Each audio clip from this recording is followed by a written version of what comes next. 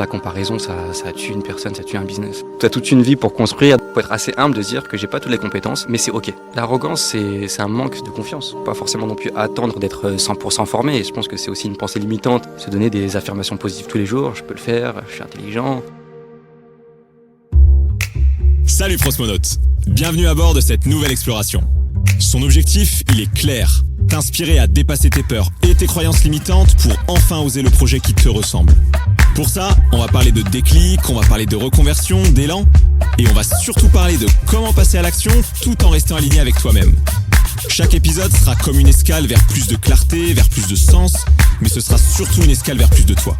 Alors, enfile ta combinaison et viens explorer le Prosmos avec nous. Bonjour à tous, bienvenue sur un nouvel épisode des Prosmonautes. Aujourd'hui, je reçois Eric pour un épisode en plus un peu spécial parce qu'on est à Bangkok. Ouais. Les gens ne le savent pas, donc en fait, c'est un peu toi qui m'accueille. Parce que Oui. toi, tu vis là et moi, je suis que de passage. Écoute, merci déjà d'avoir accepté l'invitation. Avec plaisir. Qu'est-ce qui t'a donné envie d'accepter de venir sur le podcast pour parler de ton expérience? Je pense que c'est d'abord une recommandation. Il y a Brian qui m'a dit tiens, j'ai mon ami qui vient à Bangkok, rencontre-le. On lui fait un clin d'œil d'ailleurs. Ouais, on fait un clin d'œil. Salut Brian. Et avec plaisir de rencontrer de nouvelles personnes, c'est l'humain. Moi, c'est l'humain qui m'intéresse. Donc, quand un ami me recommande une personne, j'y vais et je rencontre cette personne. Et si c'est un beau projet comme un podcast, pourquoi pas. Ouais, let's go. Let's go. Ok. En plus, juste pour la parenthèse, tu as l'honneur d'être le premier épisode pour lequel j'ai trouvé enfin le nom de mon podcast. Ok, Parce super. qu'en fait, sur les 6-7 premiers épisodes, j'avais pas encore le nom, donc j'en parlais un peu avec les gens. Et là, je l'ai enfin trouvé, donc ça y est, t'es là. Officiellement le premier podcast, Allez, premier épisode avec un nom. inauguration. Et t'es mon premier podcast aussi, donc c'est une Parfait. première pour toi et moi. Allez, impeccable. Ça promet un bel épisode. Donc toi, tu t'étais salarié, tu es devenu entrepreneur, tu t'es expatrié à Bangkok. On va revenir sur tout ça. Ouais. Est-ce que pour commencer et donner du contexte aux gens, tu peux nous partager les grandes lignes de ton parcours pour savoir d'où tu viens et où tu en es aujourd'hui? Donc moi, c'est Eric, 31 ans, entrepreneur. J'aime beaucoup découvrir de nouvelles idées, de nouvelles personnes, rencontrer les gens, me connecter à différentes cultures. Pour un peu faire court et revenir un peu au début, j'ai toujours voulu entreprendre dans ma vie, que ce soit au collège, au lycée, je crée des associations. Mais j'ai toujours eu aussi envie créer une boutique de vêtements quand j'étais au lycée, au collège. Et du coup, après mon bac S, là, je suis parti sur l'alternance. Je travaillais chez Scotch & Soda pendant 2 ans. Et après, je me suis dit, quand même, c'est pas assez de faire un BTS en alternance. Donc je me dis, passe les concours. Tu as toujours voulu être entrepreneur, donc vise une école qui fait de l'entrepreneuriat. Et j'ai trouvé EDC Paris. Donc j'ai passé les concours, je les ai eus. Ça s'est bien passé, j'ai fait mon master là-bas. Et après ça, je suis allé en consulting pour apprendre un peu plus le monde du digital. Donc j'étais consultant dans un cabinet en tant que product owner, product manager, où là j'ai fait 3 ans, où j'ai fait plusieurs boîtes à gérer des applications, des sites internet, etc. Et entre-temps, j'ai rencontré Camille à la fin de mes études. Qui partage ta vie aujourd'hui, c'est ça? Qui partage ma vie aujourd'hui, avec qui on a monté et fondé Wow Agency. Et en fait, c'était assez naturel de créer Wow Agency. On a un peu rassemblé nos compétences pour faire Wow Agency. En fait, on voulait apporter quelque chose de nouveau, de plus frais, de plus authentique, de plus inclusif dans le marketing, dans la communication. Et du coup, on a créé Wow Agency naturellement. Elle vient du fashion marketing, moi du digital. Et du coup, on a créé Wow Agency pour accompagner en fait les entreprises, tout simplement dans la stratégie marketing, dans du branding et dans du développement web. Ouais, vous avez allié vos deux compétences pour essayer de proposer quelque chose de complet. Ok, on va y revenir, c'est super intéressant. On va revenir aussi sur l'expatriation à Bangkok après, parce que je pense que c'est un point important pour beaucoup de personnes. Au début de podcast, j'aime bien démarrer par une question clé pour avoir ta perception sur certaines choses. Celle que je t'ai choisie, c'est aujourd'hui, comment est-ce que toi, tu as évolué en tant que personne depuis que tu es devenu entrepreneur? Tu disais que c'est quelque chose que tu as en toi depuis longtemps. Ouais. Est-ce que tu as senti des évolutions depuis qu'enfin tu t'es lancé et que tu as pu travailler sur toi? Carrément. Il y a tellement de choses. Tu as l'impression que là, ça fait 3 ans que je suis officiellement entrepreneur, mais il y a tellement de choses qui changent. En fait, en tant qu'entrepreneur, tu es obligé de travailler sur toi parce que tu as la responsabilité de ta boîte, de ta personne, de ta vie. Donc, tu dois devenir une meilleure personne pour tes clients aussi, pour les accompagner au mieux, te former. Donc ça t'apprend à avoir une meilleure discipline, à prendre du recul, à être plus zen, à contrôler tes émotions, à les écouter. Donc 3 ans, c'était comme si j'ai eu 10 ans dans le monde de l'entreprise, j'ai l'impression. Tu vois. Quand j'entends les personnes de mon âge qui sont encore en cabinet de consulting, etc., il y a des choses où on est un peu décalé. C'est qu'en tant qu'entrepreneur, tu dois être au four et au moulin. Tu peux avoir un rendez-vous avec ton comptable pour gérer le budget de ta boîte. À côté, tu as un rendez-vous client de prospection pour lui proposer un nouveau projet. À côté, tu vas avoir un rendez-vous avec ton prestat en design, après un développeur. Et tout ça dans une seule matinée. Donc, tu vois, il y a cette gymnastique mentale qui fait que tu dois t'adapter. Et je pense que c'est une grande qualité de pouvoir s'adapter, d'être curieux, d'aller chercher des informations. Et tu sens qu'aujourd'hui, j'arrive à mieux écouter ce qui m'entoure. Et ça, c'est vraiment un game changer. Et est-ce que ça, tu dirais, pour les gens qui nous écoutent, si on peut leur donner un peu du concret, est-ce que ça, c'est quelque chose qui est venu naturellement parce que tu sens que c'était en toi, ou est-ce que tu as utilisé différentes techniques, ou est-ce qu'à un moment, je sais pas, tu as eu une révélation, tu t'es dit, OK, là, il faut que je bosse de telle façon, il faut que j'ajoute telle brique dans ma vie pour justement réussir à mieux m'organiser, à être plus complet en tant qu'entrepreneur? Je pense qu'il y a un peu des deux.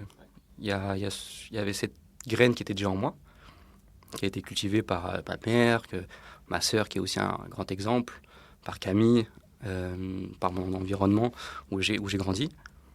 Mais on est obligé de se former. On est obligé de se former, d'aller chercher l'information, de poser des questions, d'aller sur Google, ChatGPT, se former, continuer sans cesse d'apprendre. Et ouais, il y a des bouquins déjà, il y a des psychologues, il y a des mentors qu'on peut avoir. Après, je ne me suis pas fait accompagner, dans le sens où je suis allé payer une formation, quoi que ce soit. Mais à la fois, si, je me suis fait former quand même. Je me suis formé par déjà une école de commerce, par des amis. Il faut toujours poser des questions, il ne faut pas rester seul. Et je pense que c'est important de se faire accompagner. J'ai aussi la mère de Camille qui nous accompagne parfois sur des sujets business ou même de développement personnel, qui nous permet de comprendre un peu une sphère professionnelle, corporate, que nous, au début, on n'avait pas. Donc ça nous permet de comprendre du contexte, mais je pense que c'est important de se faire accompagner à 100%. Parce que tu dirais que cet accompagnement-là, il peut aider en tant qu'entrepreneur à construire des bases plus solides déjà pour soi. Oui. Ensuite, pouvoir les répliquer potentiellement dans son business et avoir une structure plus saine et plus stable, quoi. Ouais, je pense que tu vois, la formation ou les questions qu'on pose et les informations qu'on reçoit, ça nous nourrit. Ça nourrit les fruits qu'on veut récolter. Et tout ça, en fait, fait que tu pourras devenir une meilleure personne, mieux accompagner, avoir plus de contexte, plus de recul envers les clients que tu accompagnes. Et ça, c'est que du bénéfice pour toi, comme pour tes clients, pour tes amis que demain tu vas accompagner. Donc pour moi, c'est super important. Super important. Donc la conclusion de ça, c'est un peu, il faut déjà, entre guillemets, essayer de se servir soi-même, essayer déjà de se nourrir soi, d'être à l'aise et aligné avec soi pour pouvoir être autant aligné avec ses clients, avec leurs projets. Ouais, je pense que c'est les deux. Il ne faut pas forcément non plus attendre d'être 100% formé. Et je pense que c'est aussi une pensée limitante et ce côté du syndrome de l'imposteur, dire qu'il faut que je sois prêt à 100% avant de me lancer. Mais parce qu'on a toujours quelque chose à apprendre et on a toujours quelque chose à pouvoir apprendre à quelqu'un. On peut toujours enseigner quelque chose à une personne plus jeune, plus vieille. J'ai toujours eu cette philosophie que tu peux être mon professeur à l'école, mais il y a quelque chose à apprendre de moi. Ouais. Et j'ai quelque chose à apprendre de toi. Ouais, c'est une réciprocité. Ouais. Et en fait, pour être entrepreneur, il faut accepter de continuer à construire la fusée pendant une fois que tu as décollé, pendant que tu voles, et te dire que tout ne fonctionne pas bien, mais c'est pas grave. Carrément. Et j'ai un ami qui m'avait dit ça pendant que j'étais en école de commerce, Léo, d'ailleurs, salut Léo, qui me disait qu'il faut être coachable, qu'il faut être assez coachable pour apprendre et pouvoir avancer. Parce que si tu es trop rigide et que tu es imperméable, c'est bien, il faut l'être parfois, être un peu têtu, mais tu vas rien apprendre. Donc il faut vraiment pouvoir se façonner comme une épée. Tu vois, comme les Japonais disent, tu façonnes ton épée, ça façonne ton âme. C'est un peu le même concept.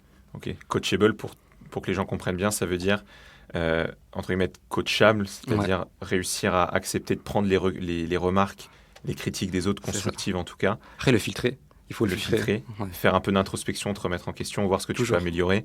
mais toujours réussir à garder quand même ton ADN et le grand fil rouge de ce que tu veux faire. Carrément. Et en fait, dans ce que tu disais, construire la fusée et en même temps la faire décoller et foncer, je trouve que c'est un peu aussi l'image d'une entreprise. Je disais qu'une entreprise, c'est un peu comme un muscle où tu dois faire de l'effort. Donc, tu vas déchirer ton muscle, tu vas aller à fond, etc.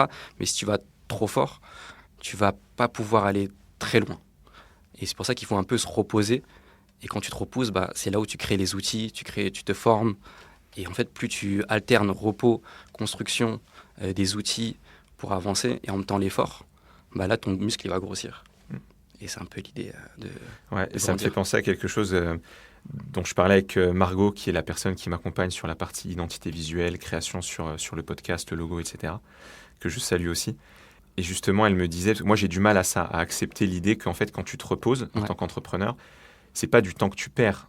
En fait, c'est juste, ça te permet de prendre un peu de recul, de digérer certaines choses et de recharger un peu ton énergie, qu'elle soit créative, ta motivation, et conserver aussi ta lucidité. Ouais, et donc, en fait, réussir à la fois être sur des grosses dynamiques, mais aussi savoir prendre du recul et se reposer, c'est hyper important. Elle, je sais qu'elle arrive bien à le faire, et donc elle essaie aussi de m'accompagner et de m'aider là-dessus, mais c'est pas évident quand tu démarres. C'est vrai qu'avant l'entrepreneuriat, j'étais plutôt quelqu'un qui prenait son temps, qui était plutôt tranquille à l'école. J'étais plutôt absentéiste, je venais pas souvent à l'école, j'avais des facilités, mais je faisais le strict minimum, je faisais mon 12 sur 20 et pour moi ça allait parce que je pouvais profiter de ma vie et pas rester tous les soirs sur mon cahier. Mais quand je suis rentré dans l'entrepreneuriat, je suis allé à fond. De toute façon, tu es motivé, tu vas aller à fond, tu fais des 8 heures, 23 heures, voire plus, et rebelote. Mais après, tu comprends que ton cerveau, il a besoin de se reposer, comme ton corps, il a besoin de dormir. Et dormir, il faut les compter dans une journée. Il faut se reposer, il faut poser le stylo, pouvoir méditer, pouvoir se reposer, réfléchir, prendre du recul. Et ça, Camille me l'a beaucoup apporté. Ma sœur aussi me l'a beaucoup apporté, et ma mère aussi me l'a beaucoup apporté. Et ces figures un peu féminines m'ont beaucoup aidé à tempérer un peu la fougue que j'avais, l'envie que j'avais, etc. Parce que tu peux pas toujours solliciter ton muscle. Donc il faut, voilà, se reposer un peu. À respirer tranquillement. Ouais, parce que c'est pas un sprint, c'est un marathon. C'est un marathon. T'as toute une vie pour construire, des gens qui réussissent à 20 ans, à 30 ans, à 40 ans, 50 ans, 60 ans. On le voit dans plein d'exemples. Il n'y a pas une seule voie. On est pressé, certes, et surtout aujourd'hui, le monde va de plus en plus vite, mais il faut prendre son temps, je pense aussi. Il faut prendre le temps de digérer. Ouais, puis il ne faut pas trop non plus se comparer aux autres. C'est important des fois pour avoir un peu de motivation, mais chacun sa propre vie, chacun son contexte, et il faut arrêter d'être trop dans la comparaison. Je pense que la comparaison, ça tue une personne, ça tue un business. Parce que chacun a son rythme, chacun a sa façon de réfléchir à son chemin de vie. Et tu peux pas regarder à gauche, à droite, parce que sinon tu regardes pas tout droit. Et du coup, si tu regardes à gauche, tu te compares, tu vas aller vers la gauche. C'est comme une raquette de ping-pong quand tu jongles. Tu regardes la balle et si la balle, c'est ton attention. Si tu regardes la raquette, tu pourras pas suivre la balle. Donc si ta balle, c'est ton voisin, etc., tu vas être dirigé et tu pourras pas être dans ta voie. Et chacun est unique. Si tu regardes sur le côté, tu risques de te prendre le mur qui est devant toi. Aussi. En plus. Aussi. Ok. Et juste pour bien comprendre du coup, parce que l'idée du podcast, c'est vraiment de pouvoir aider les gens qui veulent se lancer, qui ont du mal à se lancer dans l'entrepreneuriat ou qui n'osent pas franchir ce cap. C'est le but premier, mais pas que. Et du coup, comment est-ce que toi, tu pourrais expliquer ce lancement dans l'entrepreneuriat? Est-ce que tu as eu un déclencheur ou un moment où tu t'es dit vraiment, là, c'est le bon moment, je le sens, ou est-ce que c'était un élément extérieur? Je pense que j'ai toujours été entrepreneur, comme je te disais. J'avais toujours cette graine, mais vraiment, ce qui m'a poussé, c'est Camille. Camille m'a donné ce courage, cet amour, cette confiance en moi, qui m'a dit que c'est possible. Et en fait, elle a juste fait germer cette graine. Et en plus, être accompagné, le faire avec sa moitié, c'est plus rassurant, tu te sens plus fort. À deux, on est plus fort. Même une entreprise, tu ne peux pas la créer toute seule. Tu n'as pas toutes les compétences. Donc, se dire qu'on est complémentaires, tu as tes compétences, j'ai mes compétences, on peut y aller. Parce que tu ne peux pas être développeur et à la fois comptable et à la fois fiscaliste. Donc, tu vois, il faut être assez humble de se dire que je n'ai pas toutes les compétences, mais c'est OK. C'est normal. Et en fait, ce qui m'a lancé, c'est Camille, en premier lieu. Et ensuite, c'est le salariat. C'est le salariat qui m'a poussé. Parce que tu sentais que c'était un cadre dans lequel tu t'épanouissais pas. Et oui, complètement. Tu étais un peu à l'étroit, tu avais besoin J'étais à l'étroit, je voulais faire plus, je voulais avoir plus de responsabilités, je voulais aller plus loin, je voulais gérer des projets qui me plaisaient plus. Et en fait, on me l'offrait, ça, en entreprise, mais c'était du bénévolat. Et moi, je suis OK pour travailler, mais si je te rapporte 1 million, tu peux pas me donner 1 000 euros. Ça, je trouve ça pas juste. Et je voulais reprendre la valeur que j'avais, me l'approprier. Et comme dit Aznavour, je travaille pas pour l'argent, mais je travaille pas pour rien. J'allais exactement te sortir cette phrase juste après. Ouais, mais ça a du sens, tu vois. Moi, je travaille pas pour l'argent, je travaille pas pour gagner beaucoup d'argent, mais ça vient si tu fais ce que t'aimes. Et le salariat m'a poussé, Camille m'a poussé, et j'avais déjà cette graine. Donc, tous ces facteurs ont fait que je me suis lancé. Je me suis dit, bon, allez, let's go, on y va. Après, je pense que le Covid a joué. Ça me permet aussi d'avoir les esprits plus clairs, etc. Je pense que ça a beaucoup aidé pas mal de gens à se remettre en question et tout. Mais au-delà de ça, j'avais déjà, depuis le collège, de vouloir créer une marque de vêtements, puis ensuite ouvrir une boutique. J'ai fait des études d'entrepreneuriat, donc j'avais déjà cette envie de créer. Même à l'école, on crée déjà plein d'entreprises fictives. Et après avoir fait le tour en cabinet de consulting, avoir vu l'environnement digital, je me suis dit, bah, c'est bon, j'ai les compétences pour gérer un projet, etc. Donc, let's go, on y va. Ouais, il y avait déjà ce terreau fertile. En fait, il manquait juste la petite étincelle pour lancer. Et puis, il te manquait peut-être 1 ou 2 trucs pour être sûr que tu pouvais te lancer sur un ou deux skills en plus. Chaque chose en son temps. Je pense que ce qui va arriver, va arriver. Si tu te prépares pour, ça va venir. Il ne faut pas trop se poser de questions. Et parfois, il faut juste... Si tu es dans du salariat actuellement, bah, continue. Si tu veux vraiment sortir du salariat, prépare un plan. Donc, quelle étape 1, 2, 3, 4. Et ensuite, bah, à un moment, il faut se lancer. Et après, si tu n'arrives pas à te lancer, là, c'est peut-être une introspection à faire. Est-ce que j'ai pas trop la peur de l'échec? Est-ce que j'ai pas le syndrome de l'imposteur et qu'il y a d'autres gens qui sont plus légitimes? Et toutes ces questions, elles sont légitimes. Parce que tu dois avoir un minimum de recul et dire, OK, c'est peut-être pas assez. Allez, j'y vais. Peut-être que je dois faire un service qui est à la hauteur de ce que je veux faire. Mais il ne faut pas trop rester dedans. Parfois, il faut un peu se lancer. Il y a des gens qui vont créer une entreprise juste avec un tableau Excel et un stylo. Et ça le fait complètement. Donc, il ne faut pas trop se poser de questions. Il faut avoir assez confiance en soi. Le reste, tu apprends sur le terrain. Mais toujours avec la mesure de rester humble. C'est ce qu'on disait aussi la dernière fois. Donc, il faut avoir confiance en soi, mais que ça ne devienne pas de l'arrogance. Ouais, parce que l'arrogance, c'est un manque de confiance, au final. C'est combler quelque chose que tu n'as pas en le poussant à l'extrême. Et le manque de confiance, en fait, une personne qui est arrogant et l'autre côté qui n'a pas du tout confiance, c'est les mêmes faces d'une pièce. C'est que tu peux avoir à la salle de sport quelqu'un qui est super baraqué, qui pousse à fond, etc. Mais il n'a pas forcément plus confiance que quelqu'un qui a besoin de perdre des kilos ou qui a besoin de prendre du gabarit. Et en fait, pour moi, avoir confiance, c'est un juste équilibre entre pas assez confiance et assez confiance. Et être assez humble, dire que je dois apprendre des choses, mais que j'ai aussi un bagage. Et que je dois avoir assez confiance en mon avenir, me dire, OK, le mois de demain pourra le faire. Et cette confiance en soi, c'est se répéter tous les jours aussi. Ça, c'est un outil qu'on peut avoir, c'est se donner des affirmations positives tous les jours. Je peux le faire, je suis intelligent, je vais réussir, etc. pour s'encourager. Parce que si on ne s'encourage pas soi-même, bah là, peut-être se faire accompagner. Se faire accompagner par quelqu'un qui dit, tu peux le faire, t'inquiète, ça va arriver, fais ça. Et en fait, pour gagner confiance aussi, il faut connaître son sujet. Un minimum. Tu ne vas pas dans un podcast ou quoi que ce soit, si on te pose une question sur ton développement personnel et tu es complètement à côté ou tu n'as pas un peu révisé un tout petit peu. C'est normal. Et pareil, tu ne vas pas faire une réunion avec des devs si tu ne sais même pas ce que c'est un site internet. Tu te prépares un minimum. Et ça donne confiance. Ouais. Ça te permet de contrôler un peu le sujet et de dire, OK, j'ai un minimum de bagages, mais je reste humble parce que voilà, j'ai toujours quelque chose à apprendre. Il y a une différence entre avoir le contrôle d'un sujet et avoir confiance en soi sur un sujet. Le contrôle, c'est que tu sais qu'à 100%, c'est ton sujet. Tu n'as même pas besoin d'avoir confiance parce que tu sais déjà. Quand tu sais un sujet, tu n'as pas besoin de douter ou de dire « Ok, est-ce que ça va le faire ?» Alors que la confiance, c'est un peu de foi. Je crois en la différence que je n'ai pas pour atteindre cette différence, pour aller à cet objectif. Donc, et comme on ne sait pas tout, il faut rester humble pour dire que voilà, on va y aller et si j'arrive pas, c'est pas grave. Je vais arriver petit à petit, chaque étape compte. Ouais, réussir à à aimer le parcours, le chemin, pas que l'arrivée, et se dire que l'échec, c'est une issue possible, mais que si tu arrives à apprendre des choses de cet échec-là, tu en sortiras plus grand. Et finalement, c'est pas du temps perdu, c'est un apprentissage que tu auras fait sur toi. C'est pas une fin en soi, c'est pas une fatalité. Ouais.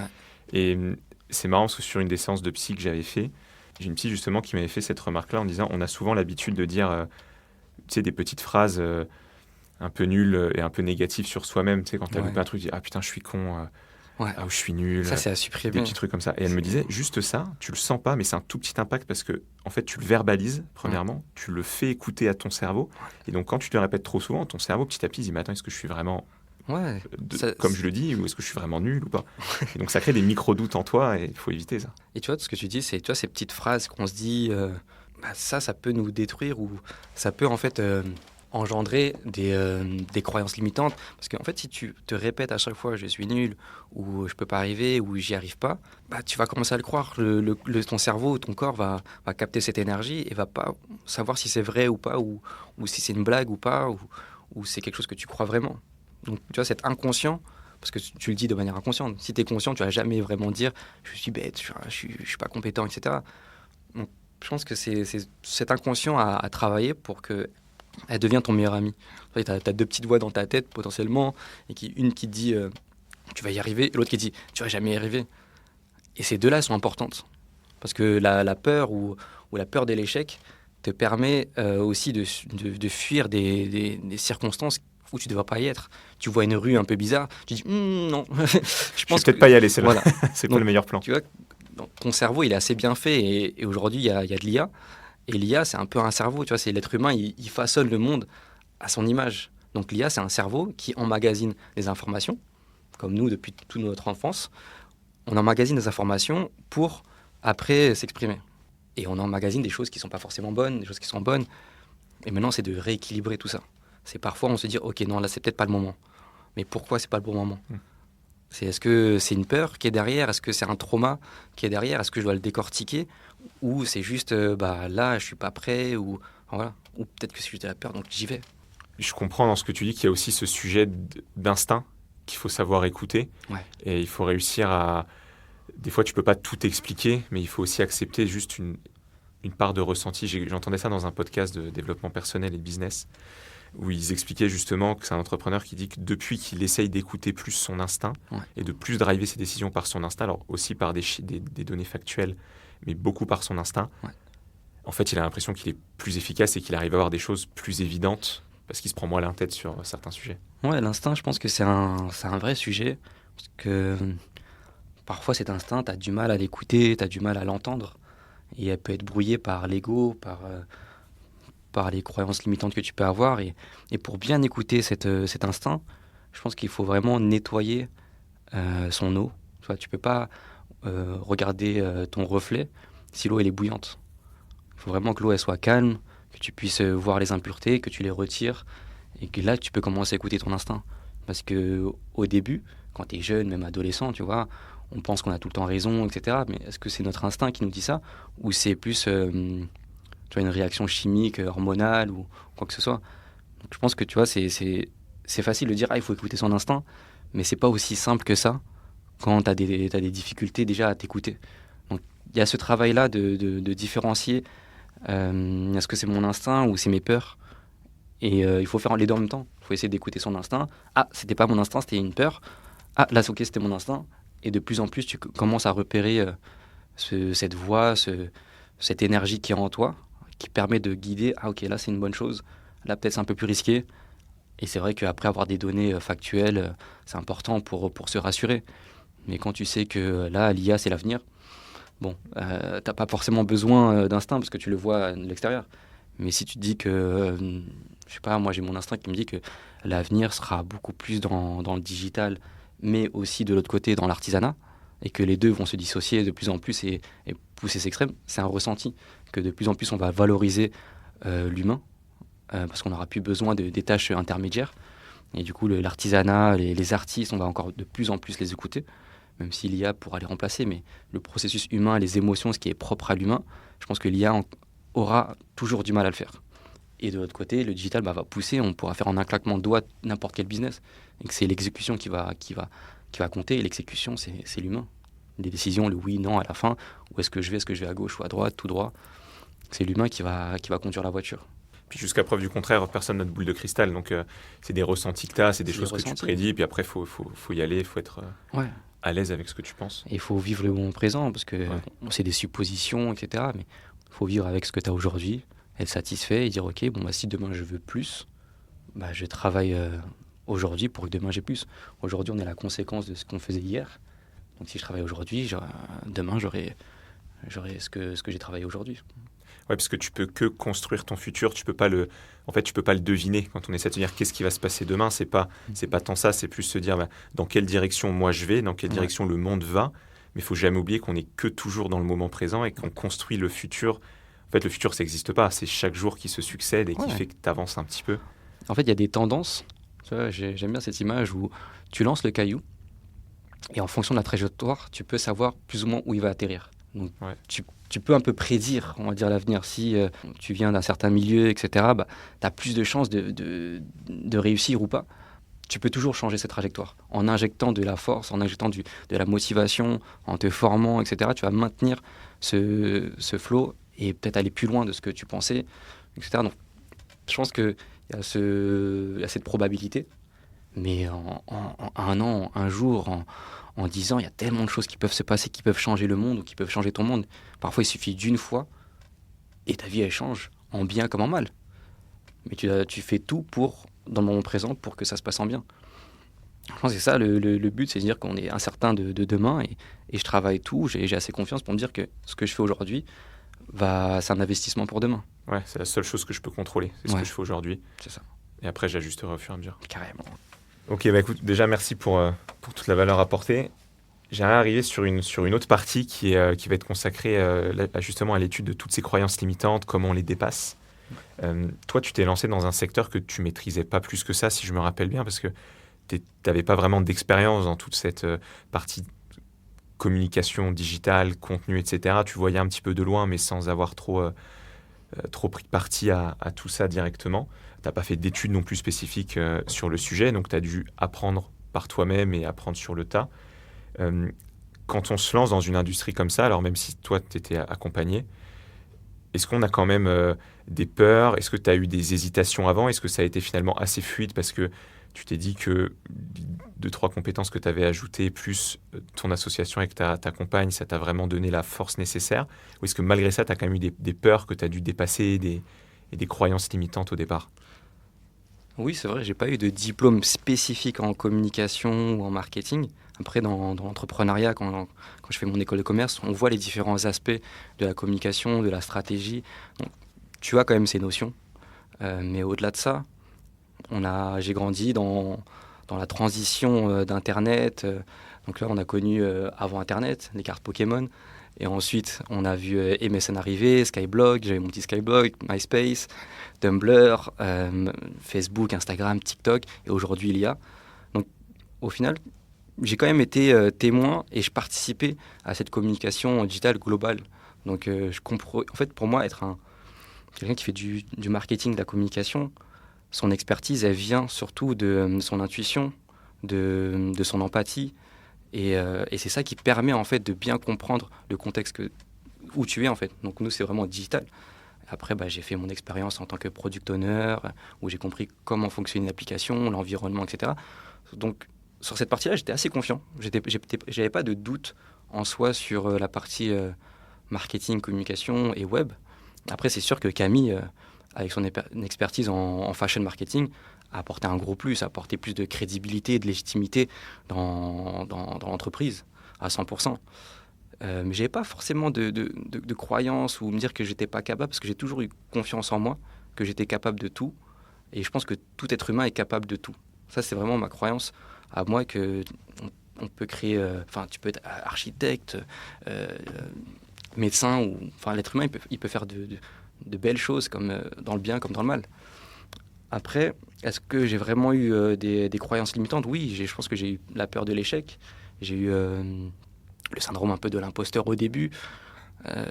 Et tout ça, en fait, ça engendre des choses que tu ne comprends pas au début. Par exemple, la peur de l'échec, ça m'a rendu très perfectionniste. Et je voulais vraiment que ça soit bien avant de pouvoir aller sur le marché. Tu te dis que ça réduit les risques potentiellement d'échouer. Voilà, c'est ça. Ouais. C'est ça. Tu te dis, bon, ça me rassure, et comme ça, au moins, c'est clean, etc. Et au début, après, t'attends. Donc ça, oui, au début, c'est un truc que je pense que ça m'a permis de faire quelque chose de qualité. Au final, quand je suis sur le marché ou quand je parle à un client, j'ai les outils, j'ai les présentations, tout est beau. Mais c'est vrai que ça peut te ralentir au début. Et après, bon, bah, c'est toi te sentir quand est-ce que tu es prêt. Et est-ce que là, t'attends pas trop longtemps. Mais après quelques mois où les gens te disent bah, vas-y, lance-le, t'inquiète, c'est déjà très bien. C'est pour ça que c'est important de demander des avis aux autres, parce que tu as peut-être cette perception de dire ah, c'est pas assez beau, mais au final, pour quelqu'un d'autre, ça va être waouh, c'est incroyable. Mais est-ce que c'est incroyable pour la cible que tu veux atteindre, ou c'est incroyable pour une cible qui est entre guillemets bas de gamme? Donc moi, je vais parler à mes clients, je vais dire ok, est-ce que ça t'intéresse, ça te parle? Et ils me disent oui, mais c'est trop bien. Je veux signer tout de suite. Je fais bah ok, et ça me rassurait. Donc tu as besoin de ça. Et après, bon, j'avais quand même mon expérience en tant que consultant, donc je savais quand même ce que je disais. Camille savait déjà ce qu'elle disait. Donc oui, mais il faut avoir cette pression quand même pour bien faire. Parce que si tu es trop laxiste, t'as trop confiance, bah, c'est là où l'erreur arrive.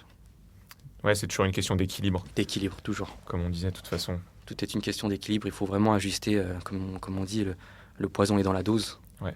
Il faut vraiment ajuster. Est-ce que ça me nuit pas d'être trop perfectionniste? Et je pense que le perfectionniste, c'est vraiment pour se rassurer et ce manque de confiance.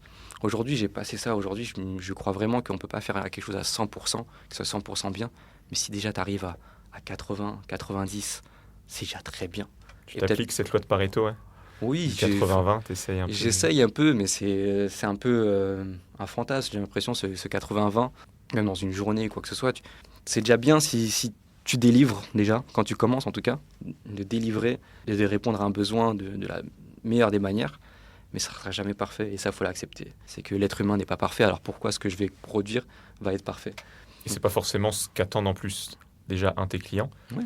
Et deuxièmement, toi, il y a forcément des choses que tu vas remarquer parce que toi, tu es dedans. Ouais. Et en fait, tu vas accorder de l'importance à des choses qui apporteront pas de valeur au client, que le client remarquera pas. Ouais.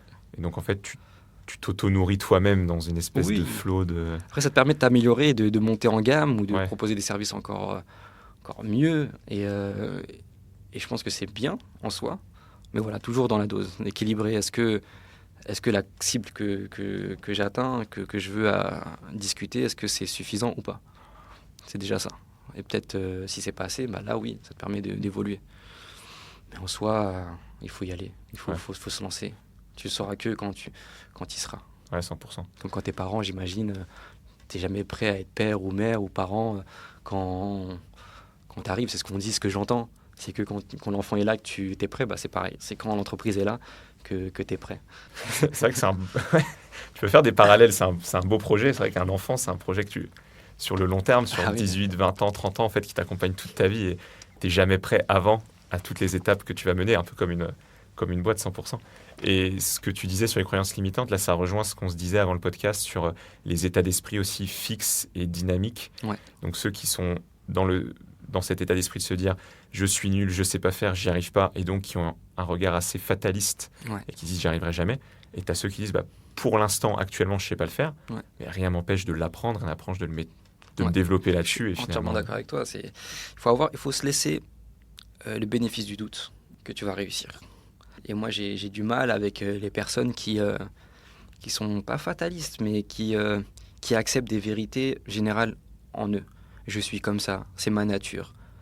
Rien t'empêche de changer, rien t'empêche d'avancer, d'évoluer. Et comme on dit, c'est que les imbéciles qui ne changent pas d'avis. Et en fait, c'est OK. Après, ces croyances limitantes, elles peuvent être bénéfiques pour toi, parce qu'elles peuvent te protéger aussi.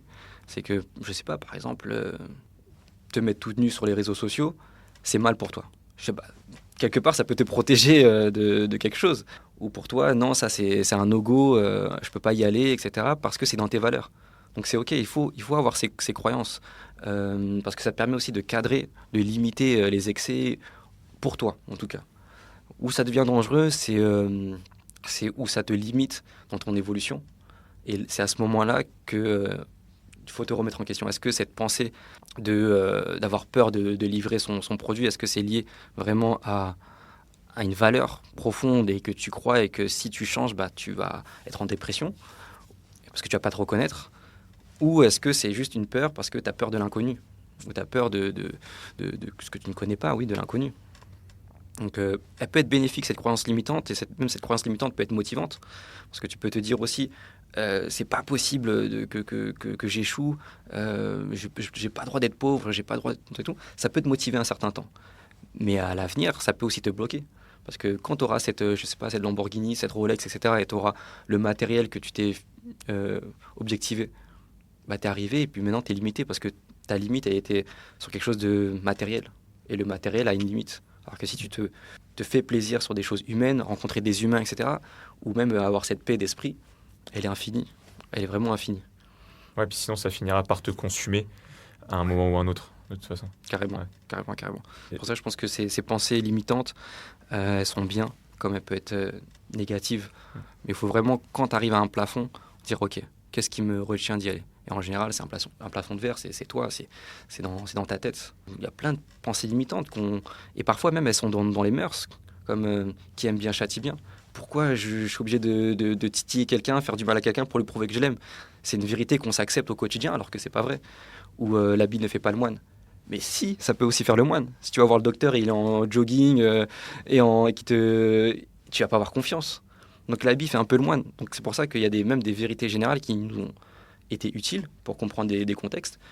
Et parfois, elles nous ont limités à évoluer. Donc il faut souvent remettre en question ces paradigmes de la vie pour se dire, ok, peut-être que en fait, par exemple, les riches sont des radins, sont mauvais, etc.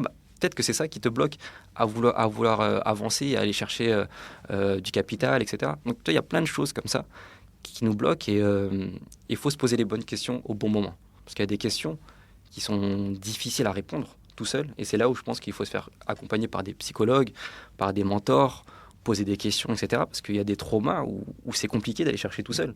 Il faut vraiment se faire accompagner, ou des problématiques business où on n'a pas les clés, les compétences, les outils pour comprendre qu'est-ce qui se passe dans mon business et qu'il faudrait prendre du recul. Moi, je vais voir un comptable, je vais voir un fiscaliste pour me dire, ok, comment ça fonctionne, comment les lois fonctionnent, parce que je suis assez humble pour me dire j'ai pas la compétence. Ouais, il faut que j'aille la chercher. Et autant sur ces segments-là, expert comptable, fiscaliste, etc., là, quand tu y vas, tu attends des réponses.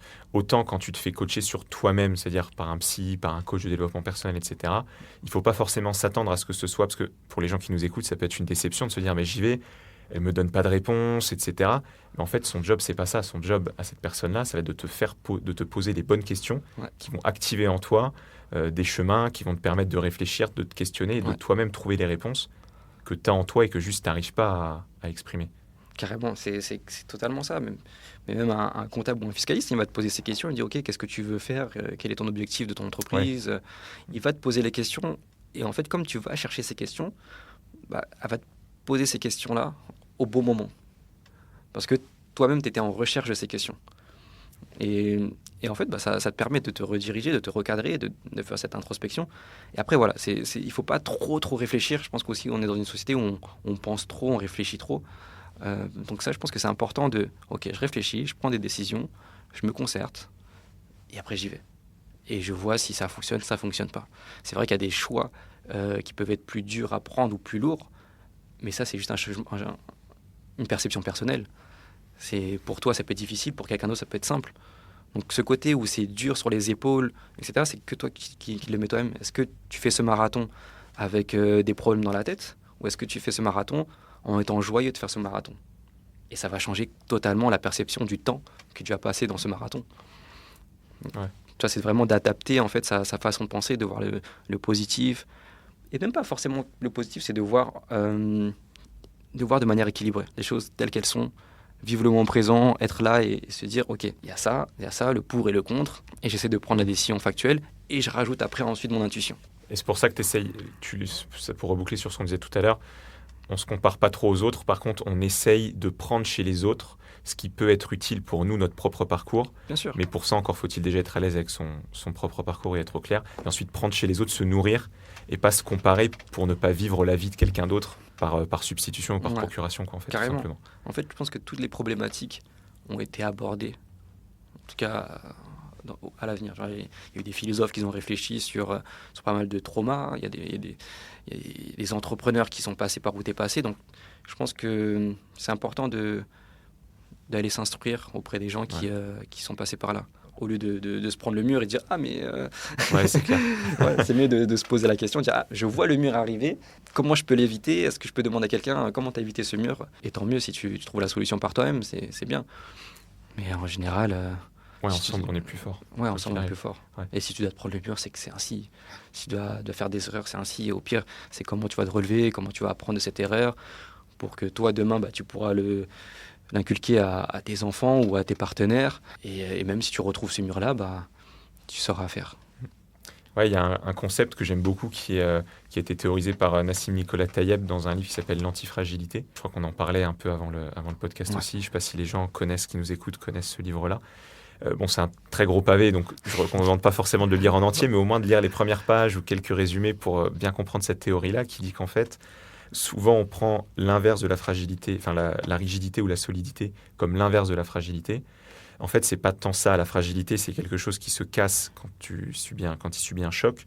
La solidité, c'est quelque chose qui ne bouge pas quand il subit un choc, mais qui ne va pas casser, mais pas non plus s'améliorer ou s'optimiser, changer.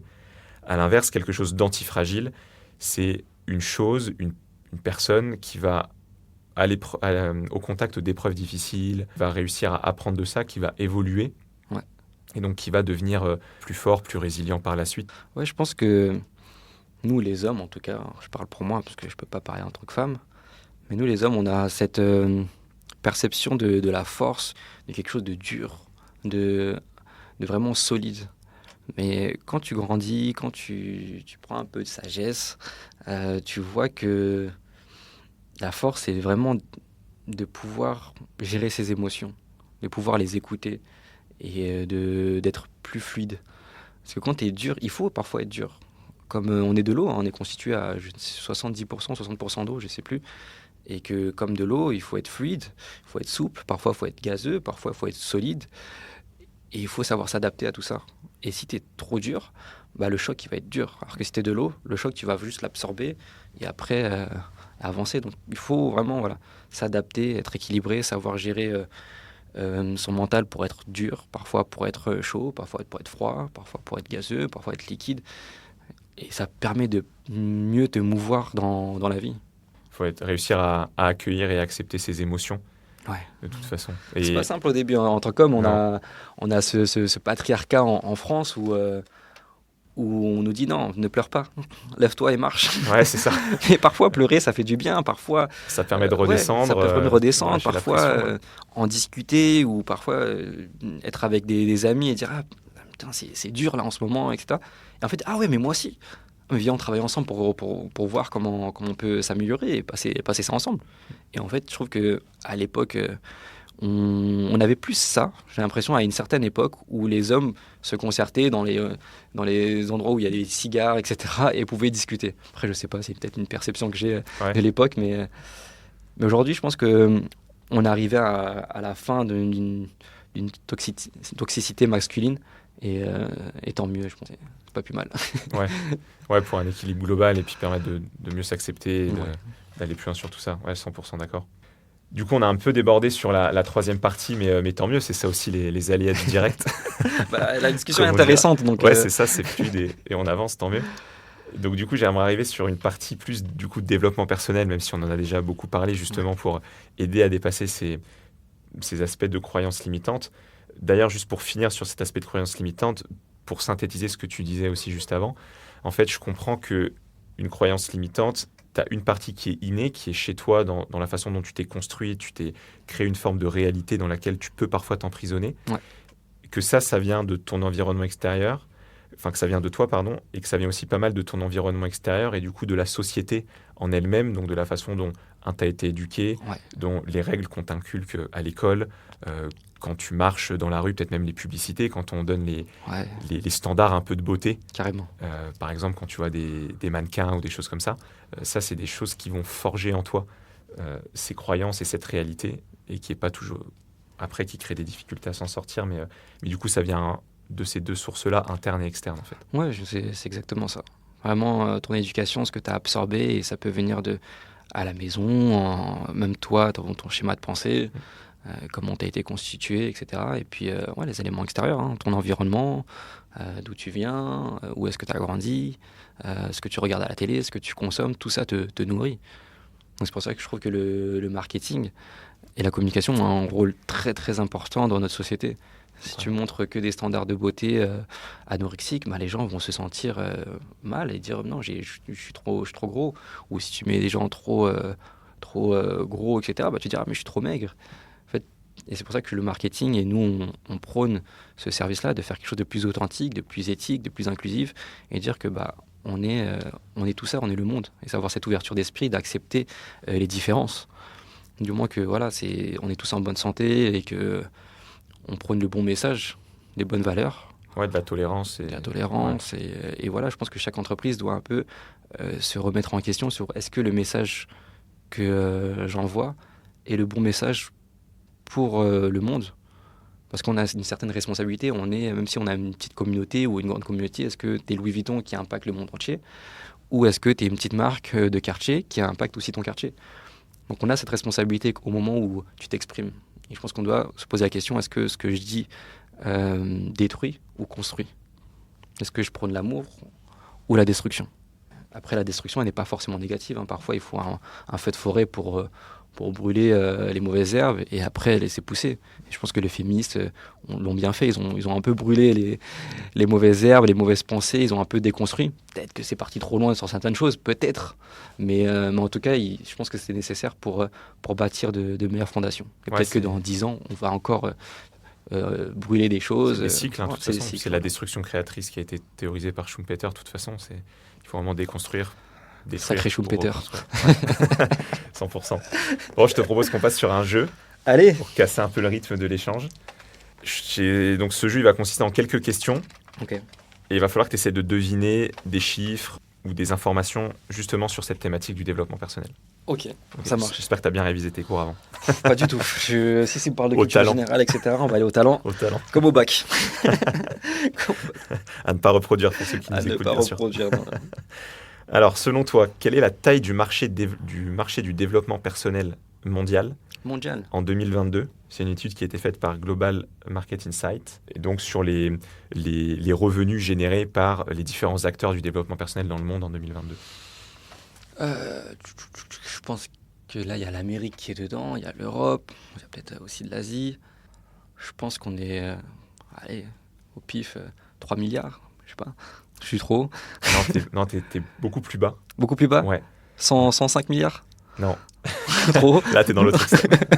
Non, entre les deux, 50. J'ai regardé 2-3 études différentes, mais toutes retombent à peu près sur le même ordre de grandeur. C'est entre 40 et 45 milliards 50. d'euros. C'est pour ça que je me dis... Le chiffre d'affaires. 3, 100 après entre au les milieu. deux. Voilà.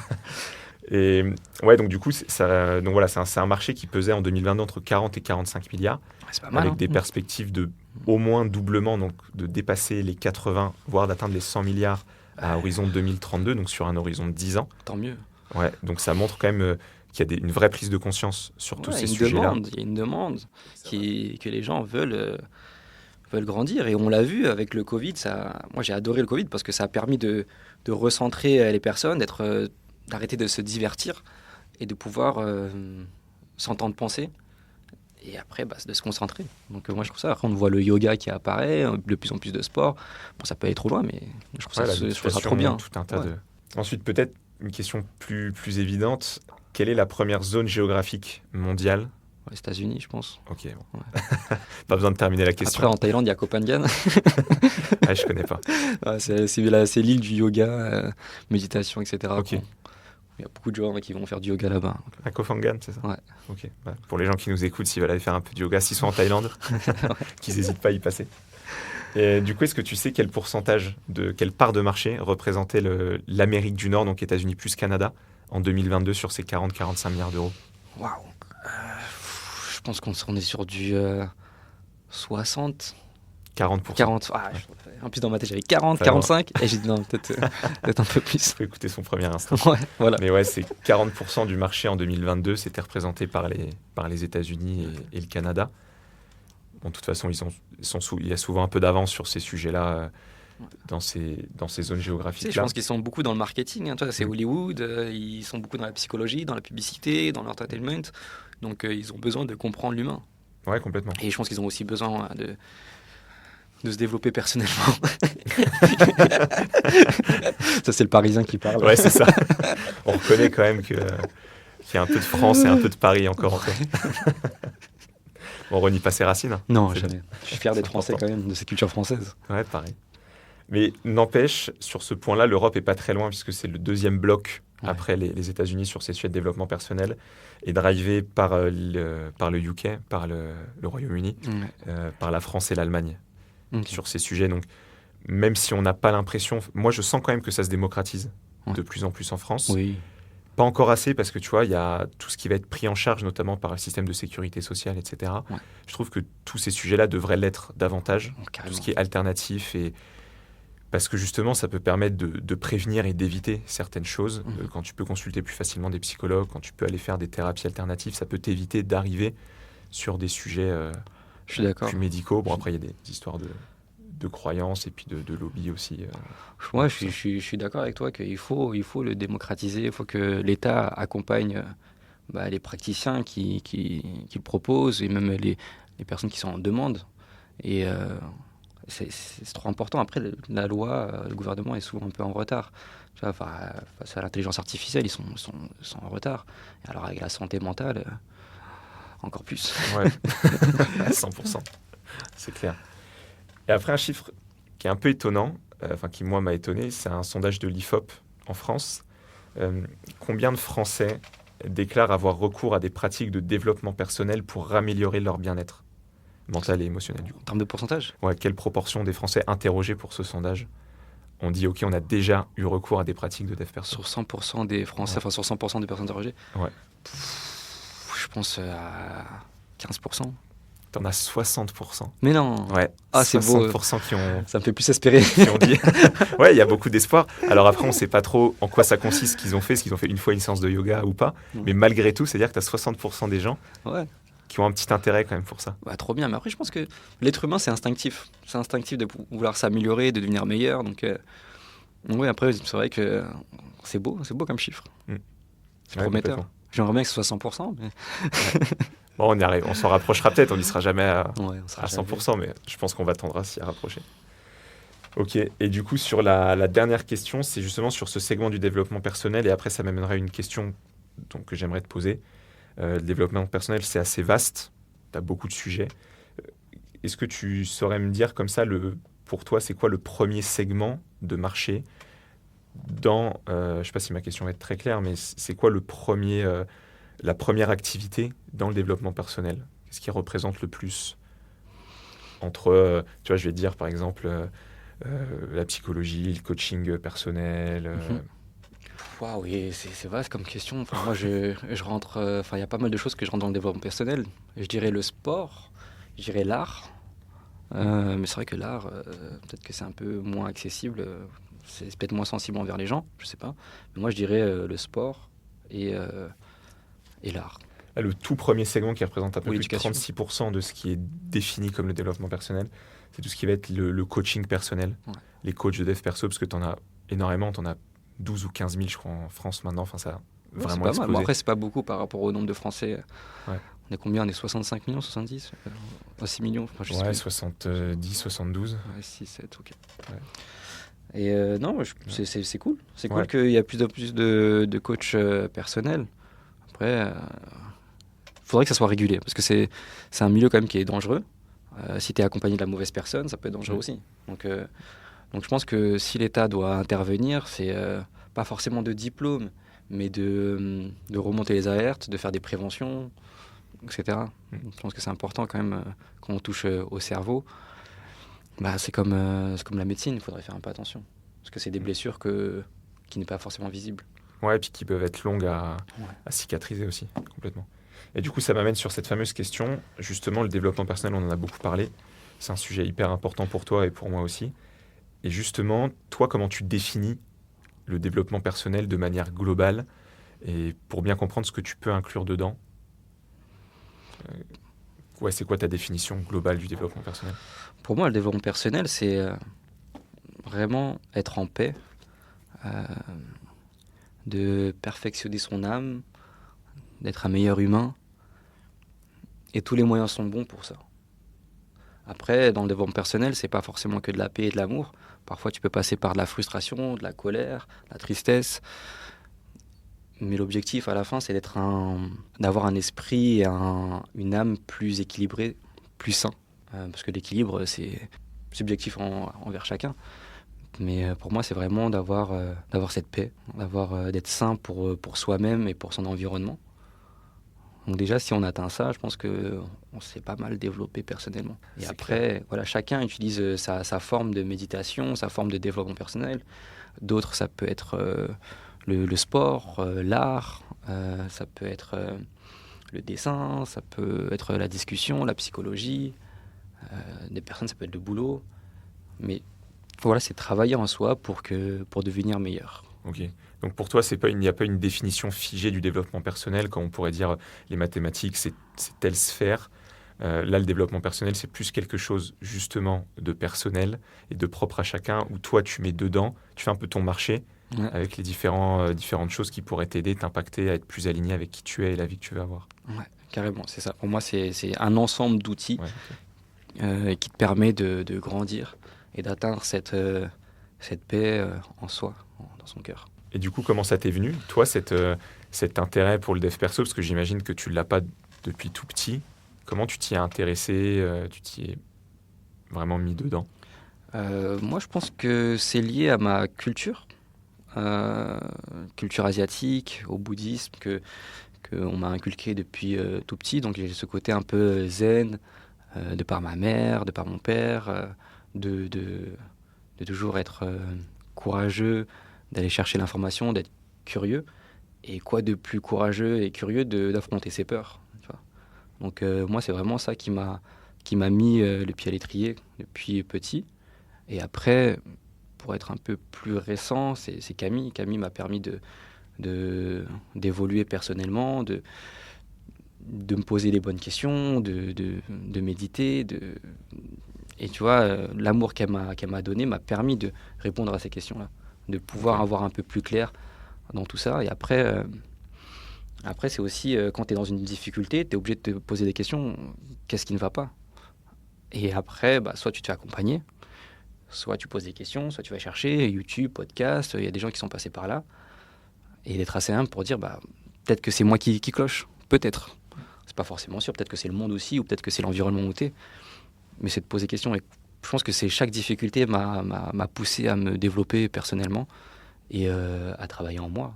Les traumas, les difficultés, les freins, les croyances limitantes, remettre en question des vérités que j'avais acceptées en moi et peut-être qu'ils n'étaient pas assez équilibrés. Ok. Ouais, c'est venu petit à petit. Oui. Ok. Bon, du coup, on arrive sur la dernière partie et il ne va pas nous rester énormément de temps au studio. Sur la partie justement de ton expérience, on parlait, j'expliquais en début de podcast qu'on est à Bangkok. Ouais. Là, on est en Thaïlande. Tu t'y es expatrié. Ouais. Pourquoi est-ce que tu as choisi cet endroit-là, Bangkok? Et qu'est-ce que tu penses que ça t'a apporté? Est-ce que tu penses que c'était un bon choix? Est-ce que c'est quelque chose que tu pourrais recommander ou pas forcément? Pourquoi je suis allé à Bangkok? Il y a plusieurs raisons. La première raison, c'était surtout de me reconnecter avec ma culture, mes origines, parce que je suis d'origine laotienne, thaïlandaise, chinoise. Donc c'était déjà un peu un travail d'introspection, de me reconnecter avec mes ancêtres, leurs habitudes, leur façon de penser, et d'aller chercher un peu mon identité, dans un sens, de comprendre d'où je viens et d'où viennent mes parents. Le deuxième point, c'est plus économique. Quand tu lances un business, tu fais attention à tes dépenses. Tu vas se payer un loyer à 2 000 € dans le 6e arrondissement. Tu y réfléchis un peu à deux fois quand tu lances un business, même si je pense qu'il faut se préparer et avoir de la trésorerie pour se lancer. Mais tu fais attention, tu dis est-ce que c'est intéressant de payer 2 000 € un loyer à Paris? Donc oui, la Thaïlande, c'était un bon choix d'un niveau rapport qualité-prix. Et ouais, c'est aussi l'aventure. Je pense que l'Asie, c'est l'avenir, même c'est le présent, comme je te disais juste avant, que quand on disait il y a 10 ans, les BRICS ou la Chine, c'est l'avenir, l'Asie, c'est l'avenir, on y est. Aujourd'hui, on y est. L'Asie, c'est l'avenir. l'Asie façonne le monde. Et après, je pense que là, l'avenir, c'est l'Afrique qui, je l'espère, pourra rayonner. Après, est-ce que je recommande d'aller en Thaïlande ou de s'expatrier? Je pense que c'est vraiment un choix personnel à chacun, parce que c'est des choix difficiles. De s'expatrier, d'être loin de sa famille, c'est des sacrifices. De ne pas voir ses amis, d'être en décalage horaire. Il faut être calibré pour avoir ça, pour subir cette solitude qu'on peut ressentir. Donc c'est pas un choix à prendre à la légère de s'expatrier, de vivre plusieurs années à l'étranger. Je pense que c'est vraiment à se poser les bonnes questions. Tu vois, il y a des gens, ils ont peut-être une mère âgée, un père âgé, des grands-parents ou des nièces qui veulent voir, des petits frères à voir grandir. Et ça, je pense que c'est à rentrer dans les paramètres, parce que quand tu y es, tu peux ressentir ce manque dans ta vie quotidienne, et ça peut te rapporter de la tristesse. Donc il faut vraiment se préparer à ça. Est-ce que je le conseille ? En soi, oui, je le conseille, parce que moi je kiffe, j'adore la Thaïlande, j'adore rencontrer de nouvelles personnes, voyager. Toi qui étais à Dubaï et là qui est en Thaïlande en l'espace de moins d'un mois, 2 mois, je pense que ça t'a enrichi.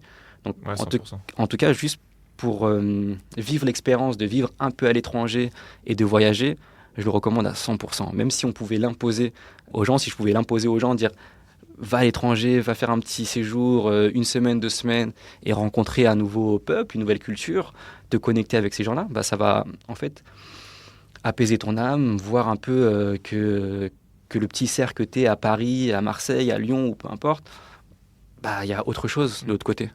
Ouais, et puis de toute façon, tu peux pas être ouvert d'esprit juste en le disant ou depuis ton canapé chez toi. La seule façon d'être vraiment ouvert d'esprit, c'est d'aller voir ce qui se passe ailleurs, même si c'est pas très long, 2 semaines, 3 semaines, 1 mois, en fonction de ce que tu peux et de tes moyens.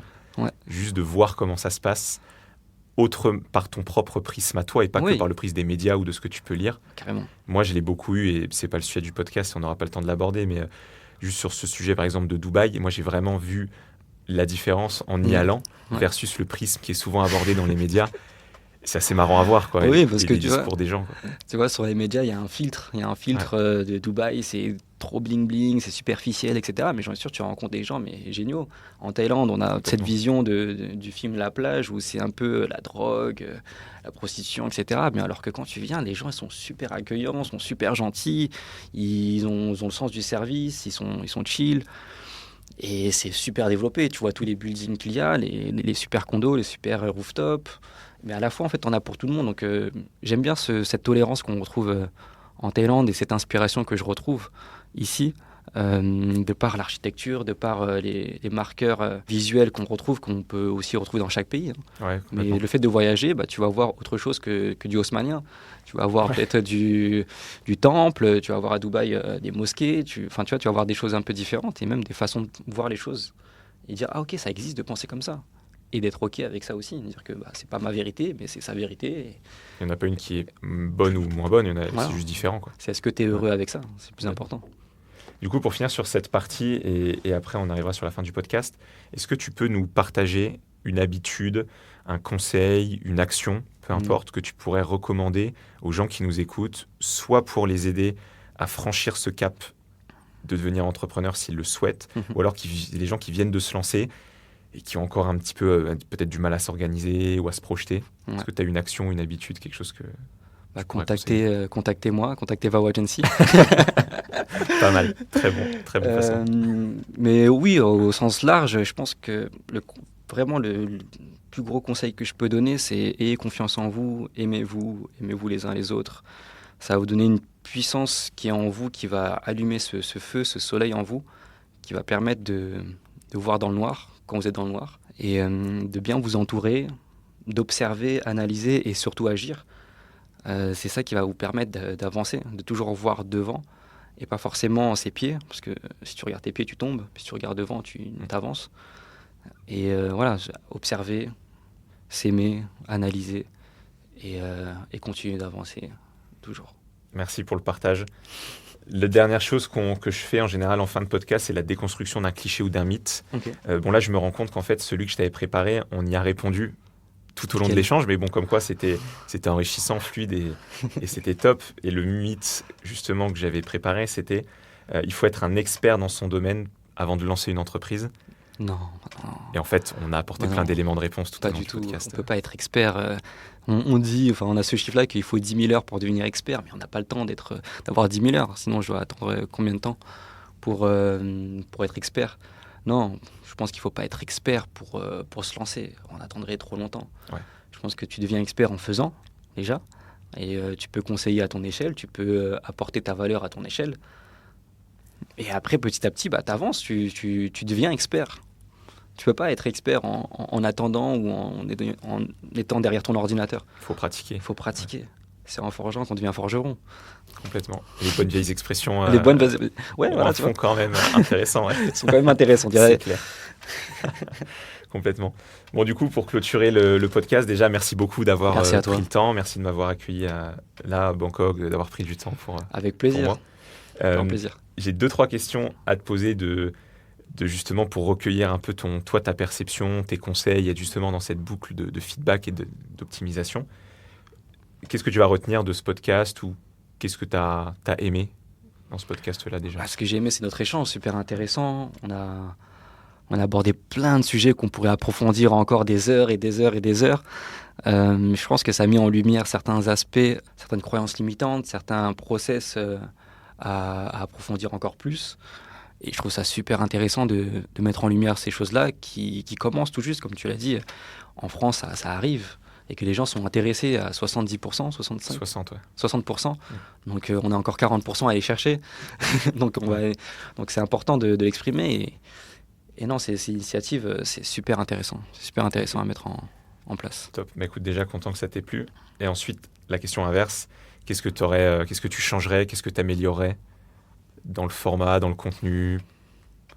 Peut-être avoir des croissants. Parce que ça manque les croissants, je suis à Bangkok. Donc à savoir qu'il est tôt. Enfin tôt, je me suis levé tôt, donc j'ai pas pris le temps de mon petit déjeuner. Mais non, j'ai pas... Ouais, y a rien. Moi, je trouve que c'était fluide, c'était super intéressant. Non, il n'y a rien. Un format vidéo serait pertinent, tu penses ou... Ouais, format vidéo, je pense que pour les internautes, ça peut être intéressant de voir nos réactions, de voir ton visage, ton beau visage. Mais oui, de me voir rougir quand tu veux. Non, mais je pense que c'est intéressant de... Ouais, vidéo, c'est intéressant. Je pense que de faire des jeux, c'était super intéressant de faire ça. Les questions sont pertinentes. Non, moi j'aime bien ce côté authentique. Tu vois, on discute, on échange comme deux amis, qui se rencontrent et qui se parlent. Je pense que ça apporte ce côté authentique et moi j'aime beaucoup. Parfois, tu vois, il faut juste un micro et des questions et une caméra et on y va. Tu vois. Et let's go. C'est clair, on cherche pas plus loin. On cherche pas plus loin et je pense que c'est le meilleur exemple pour se lancer. Merci beaucoup pour tes retours. Et du coup, pour finir, où est-ce qu'on peut te retrouver? Comment est-ce qu'on peut rentrer en contact avec toi si on veut faire appel à tes services? On peut aller sur vao-agency, vao-agency.com. On peut me trouver sur LinkedIn, sur Instagram, Eric Sissunton. Je vous le mettrai dans la description. Ouais, les liens, le nom, la redirection, on mettra tout dans la description. Oui, en général, je suis assez accessible. Okay. J'ai mon lien pour reprendre rendez-vous, pour me contacter par email. Donc oui, sur Vao Agency, c'est parfait. Ok, impec. Écoute, on dirigera les gens là-bas. Merci encore une fois. Merci à tous de nous avoir écoutés jusque-là. Et je vous donne rendez-vous pour le prochain épisode. Merci. Merci. Ciao Eric. Si tu as aimé l'épisode et que tu veux soutenir toute l'équipe des Prosmonautes, tu peux partager cet épisode, t'abonner et nous laisser 5 étoiles sur la plateforme de streaming de ton choix. Tu peux aussi nous suivre sur notre site internet prosmonaute.fr ou sur tous les réseaux. Et je te dis à bientôt pour un prochain épisode.